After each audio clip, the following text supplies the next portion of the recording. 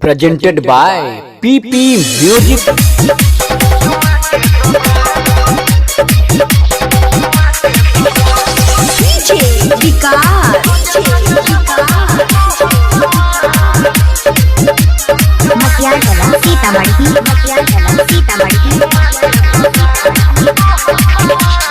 गजब के छियै हमारा गाल रे, रस सब भरल उठला लाल लाल रे।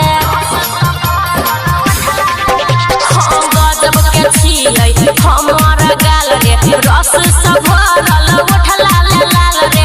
सब छौरा के मारै छियै हम जान, सब छौरा के मारै छियै हम जान।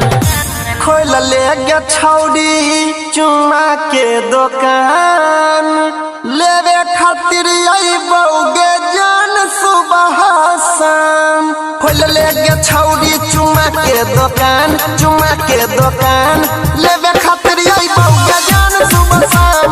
खोल ले गे छौड़ी तो अपन दुकान है गई अपन दुकान, रोजे रोजे लेबो जान तोहर सामान।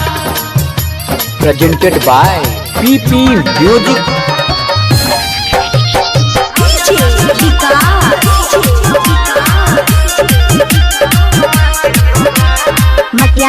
सीतामढ़ी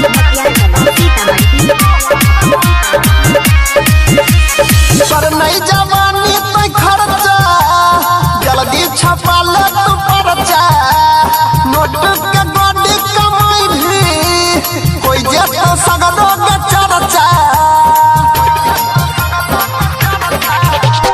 सबके न लगे सटेबै, सबके न चुमा देबै। जेकरा पर मन हेतै रे, ओकरे पर पूरा लुटेबै। कथिला होइ छही तू परेशान, कथिला होइ छही तू परेशान। खोल ले गे छौड़ी चुमा के दुकान, लेवे खातिर अइबौगे जान सुबह शाम। खोल ले गे छौड़ी चुमा के दुकान, चुमा के दुकान, लेवे खातिर अइबौगे जान सुबह शाम। खोल ले गे छौड़ी तो अपन दुकान है गई अपन दुकान, रोजे रोजे लेबो जान तोहर सामान। Presented by PP Music.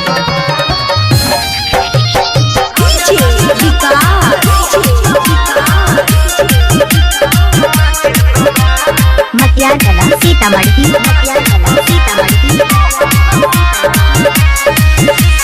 सही सही दाम लगाइबो, घाटा नहीं लागे गे देबो।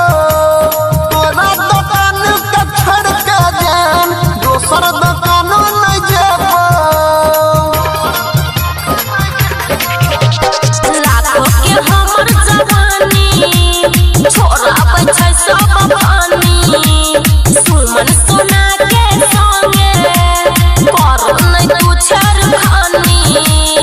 अनिल सोनी बंद राख जुबान, अनिल सोनी बंद राख जुबान। खोल ले गे छौड़ी चुमा के दुकान, लेवे खातिर अइबौगे जान सुबह शाम। खोल ले गे छौड़ी चुमा के दुकान, चुमा के दुकान, लेवे खातिर अइबौगे जान सुबह शाम।